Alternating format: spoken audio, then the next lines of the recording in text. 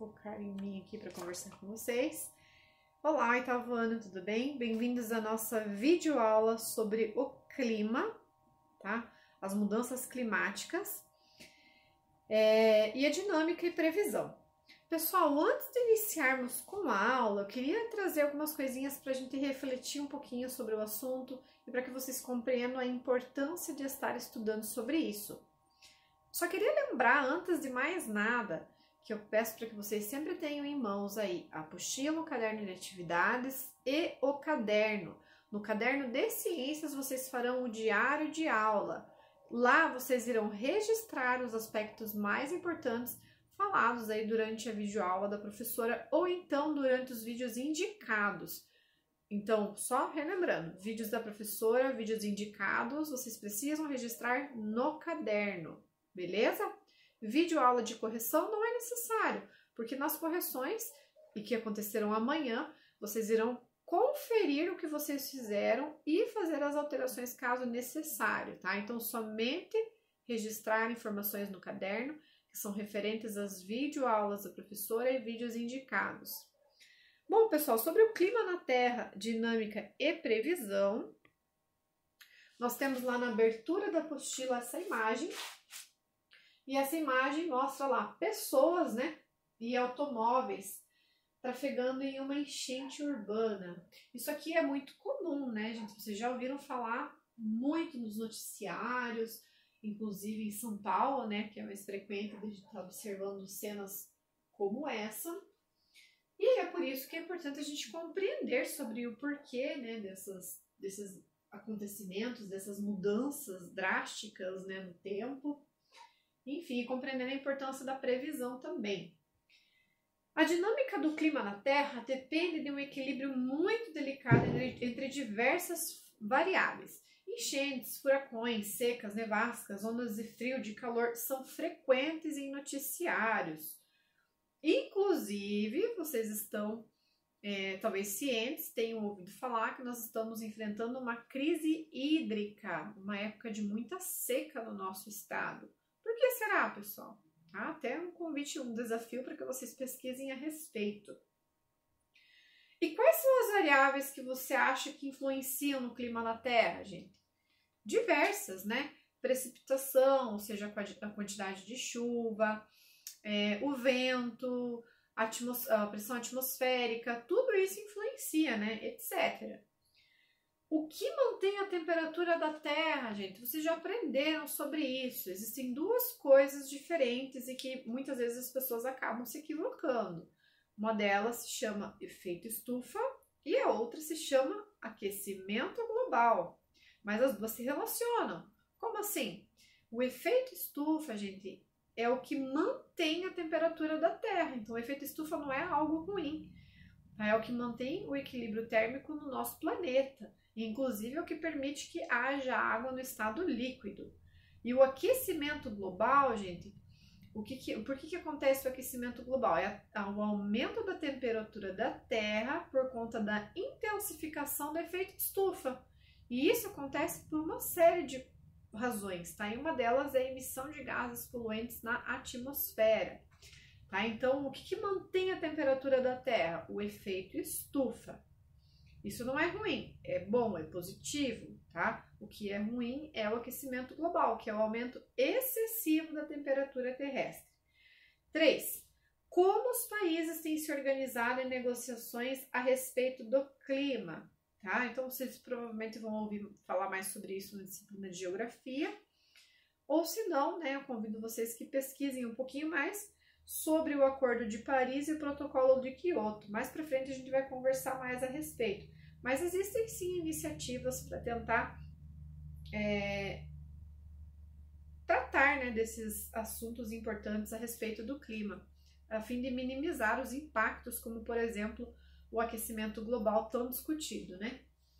E aí, pessoal, eu coloquei aqui um breve resuminho que mostra a diferença entre clima e tempo. Assim como existe um equívoco muito grande com alguns termos, como por exemplo, definições, né, como por exemplo, o efeito estufa e o aquecimento global que eu acabei de falar para vocês, muitas pessoas também confundem clima e tempo, tá? Então muitas pessoas falam assim, nossa, hoje o clima tá chuvoso, né?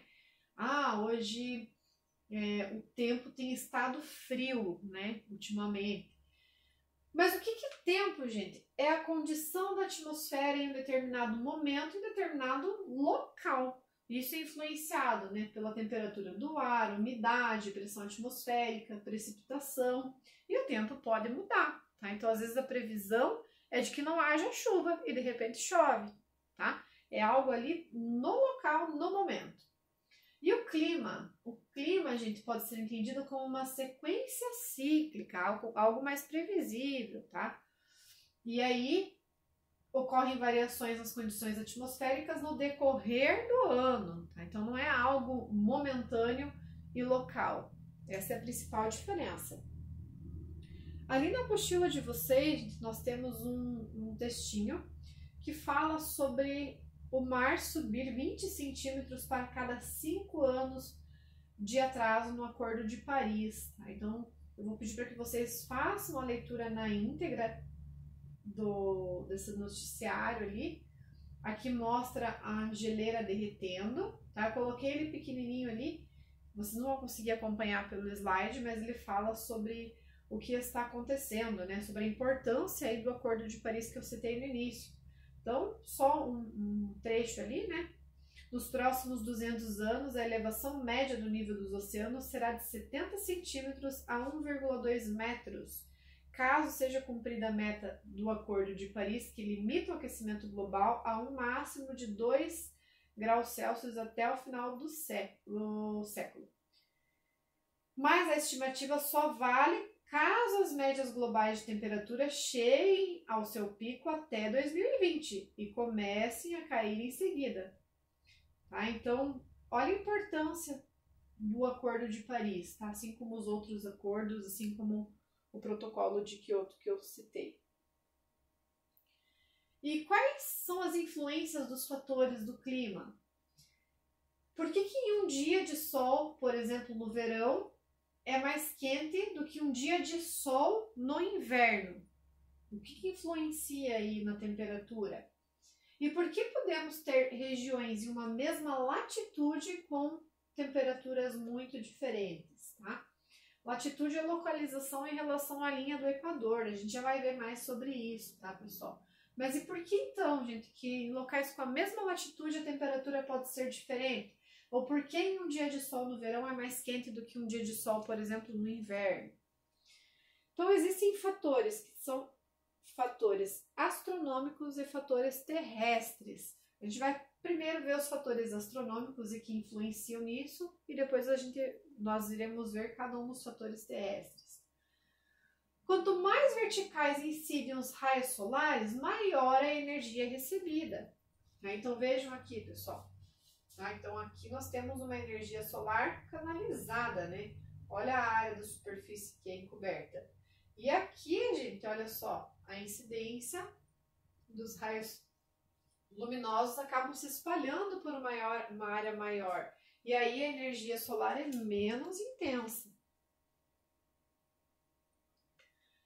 Analisando a Terra como um todo, podemos concluir que o verão, estação em que os raios estão mais próximos da vertical, é a estação mais quente do que o inverno, quando a radiação solar chega bem mais inclinada. Então, voltando aqui. Opa!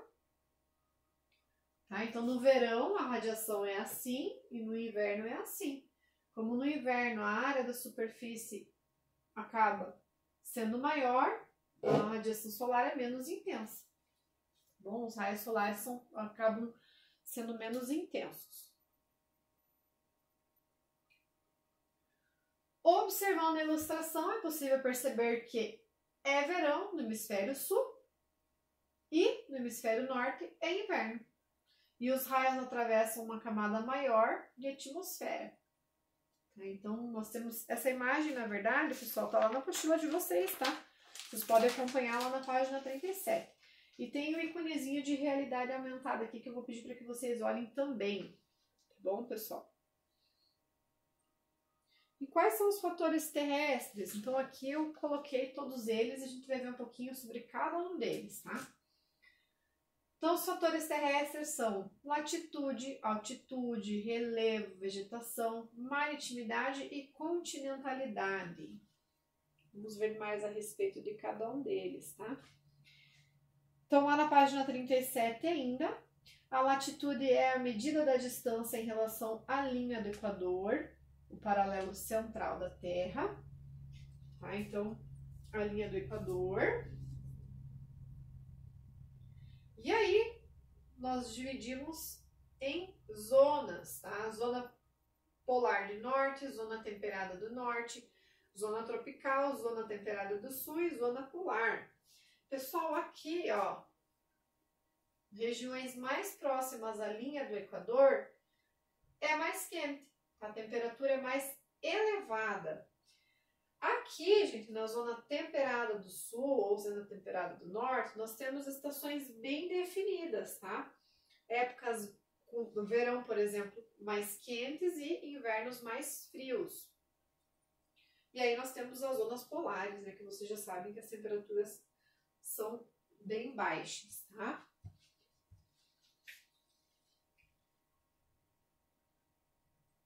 O próximo fator terrestre é a altitude, tá, pessoal? A altitude está lá na página 38 da apostila de vocês e essa é uma imagem da apostila, tá? Então, se vocês não estiverem enxergando aqui, ó, tá? Vocês podem acompanhar pela apostila de vocês, tá? Então, aqui nós temos Campos do Jordão, a altitude e a temperatura, 18 graus Celsius. Campinas, altitude e a temperatura, 20 graus Celsius. E Rio de Janeiro, altitude e a temperatura, 22 graus Celsius, tá? Percebam, gente, que o Rio de Janeiro e Campos do Jordão estão praticamente na mesma latitude. Não confundam altitude com latitude. A altitude é bem diferente ali. Campos do Jordão tem uma altitude de 1.700 metros, tá? E Rio de Janeiro está praticamente no nível do mar, 2 metros de altitude, tá? Então, altitude são coisas diferentes. Latitude, os dois estão praticamente na mesma latitude. E o que acontece ali, gente? Por que a diferença de altitude entre as diferentes localidades da Terra às vezes não influenciam? Tá? O que acontece aqui, gente?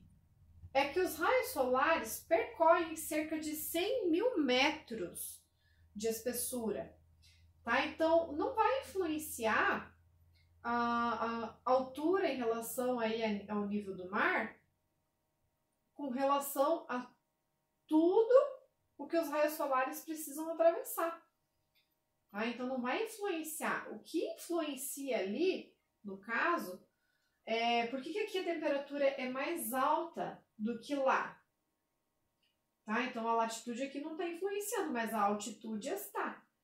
Porque o ar ele tende a se aquecer de baixo para cima e não de cima para baixo, tá?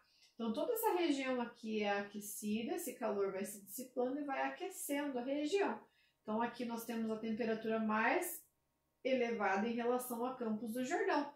O que vai influenciar não é o trecho em que os raios solares vão percorrer até chegar naquele local. O que vai influenciar aqui é a altitude com relação ao nível do mar, porque o ar ele tende a se aquecer de baixo para cima e não o contrário. Por isso que o Rio de Janeiro é mais quente em relação a Campos do Jordão. Tá? Então, essa é uma das condições ali, tá? E aí, o local mais alto é mais frio, em relação também ao local mais baixo. Então, a temperatura lá em Campos do Jordão é menor em relação ao Rio de Janeiro. Relevo. Montanhas como a Serra do Mar, no Paraná, por exemplo, pode ser capaz de bloquear os ventos e as massas de ar vindos do litoral. E isso influencia no clima. Então, nós temos aqui, ó, uma imagem da Serra do Mar vista de Curitiba.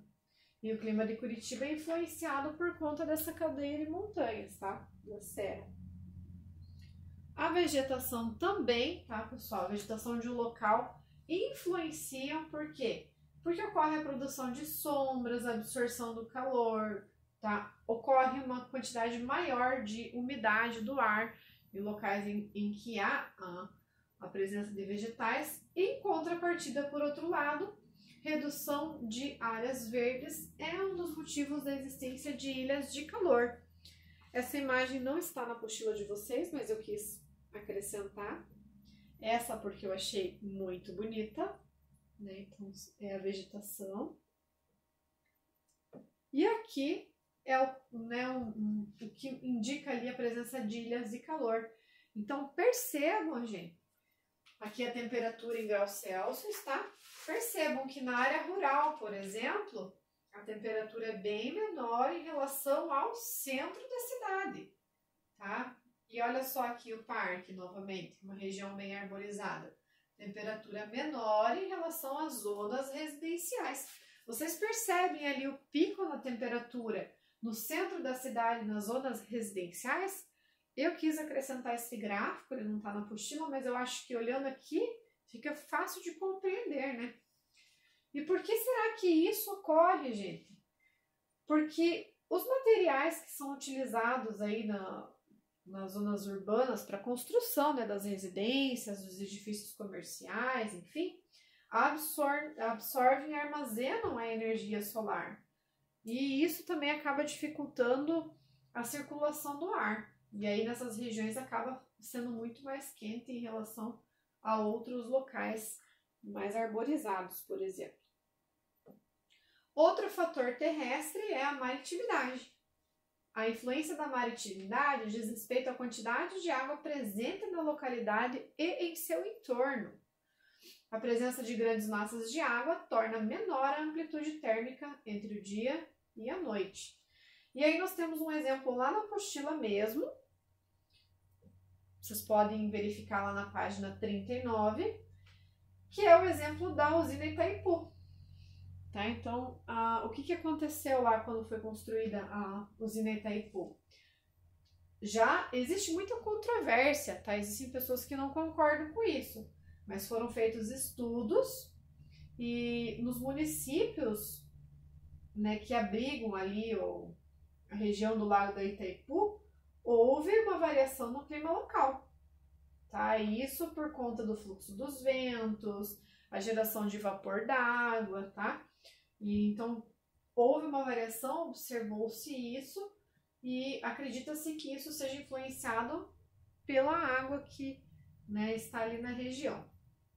Então a maritimidade é outro fator terrestre. E aqui nós temos um outro fator que é a continentalidade, que corresponde à influência das terras continentais no aquecimento ou então no resfriamento das localidades. E como que as ações humanas, gente, podem estar relacionadas com a mudança climática? Nós temos ali a região desmatada do Pantanal, no Mato Grosso do Sul. E eu vou citar para vocês o exemplo da floresta amazônica e do cerrado. Como que isso pode estar relacionado com as mudanças climáticas? Vocês já viram um aspecto agora, né, que é a formação das ilhas de calor, mas vocês aprenderam também sobre a vegetação. Então, onde há vegetação, ocorre uma umidade maior do ar, ocorre com certeza mais precipitação, e muitas vezes essas nuvens elas são levadas, né, por conta do fluxo do vento para outras regiões. E aí ocorre precipitação, por exemplo, aqui. E se ocorre o desmatamento em massa, o que acontece? Diminui o índice de precipitação, chove menos. E aí, qual que é a consequência disso? Crises hídricas. Opa, peraí. E o que isso tem a ver com o nosso estado? Com a atual situação? Tudo a ver, né, pessoal? Tem tudo a ver. Mas não só isso, lógico que o consumo excessivo, que o desperdício, que a agricultura também influenciam muito nisso, tá? Mas as ações humanas estão diretamente relacionadas com as mudanças climáticas. Vocês viram lá no início também da unidade sobre o aquecimento global, sobre a intensificação do efeito estufa e como que isso influencia no aumento da temperatura também. E aí, gente, como eu falei para vocês, né, ocorre ao aumento da temperatura média da Terra, chamado de aquecimento global. E nós temos institutos que fazem essa pesquisa meteorológica, levantam dados e trazem informação a fim de produzir conhecimento científico. E, deixa eu tentar focar lá atrás para que vocês vejam, o INPE, que é o Instituto Nacional de Pesquisas Espaciais, divulga essas informações meteorológicas. E qual que é o objetivo dessas pesquisas, gente? Divulgar ciência, ou seja, conhecimento para a população, incluindo informações sobre monitoramento de mudanças climáticas. Tem muitas pessoas, gente, que acham que aquecimento global, que essas coisas assim são conspiração, né, global, enfim. E aí a gente sempre fala, gente, existem dados, você pode acreditar no que você quiser, mas procure sempre se basear em evidências científicas. Leia as pesquisas mais recentes, acompanhe os institutos, vejam os artigos, façam a leitura. Existem estudos que relacionam o aumento da temperatura global com a ação do homem, com os gases poluentes, com o desmatamento, enfim, uma série de outras questões aí. Então a gente precisa pesquisar a respeito para compreender um pouquinho mais, tá? E aí o objetivo desses institutos é divulgar ciência para a população e através da ciência a gente produz conhecimento, tá? E a gente consegue inclusive compartilhar desse conhecimento com outras pessoas. E isso se chama educação ambiental. Tá? Então, a partir de agora, vocês sabem dessas informações e vocês podem estar divulgando para outras pessoas a fim de preservar, de tomar mais cuidados, de repensar atitudes, não é mesmo, pessoal? Bom, e o que vocês têm de tarefa agora para essa aula? Deixa eu focar lá atrás. A leitura da página 41. Então, lá na página 41, nós temos algumas questões a respeito do aquecimento global, das mudanças climáticas, tá? Qual que é a relação do desmatamento das florestas com a mudança do clima? Então, eu vou pedir para que vocês leiam com bastante carinho, que vocês grifem os aspectos principais e que vocês registrem isso no caderno de vocês. Na sequência, vocês farão as atividades da página 42, lembrando que os exercícios que tem o símbolozinho do caderninho do lado, vocês devem escrever o enunciado no caderno e a resposta também no caderno. E aí vocês vão completar o caderno de atividades até a página 15. Tá bom, pessoal? Então, para a aula de hoje é isso. Até a próxima aula, então, pessoal. Qualquer dúvida, a professora está à disposição no horário de aula, no grupo de WhatsApp. Tchau, tchau!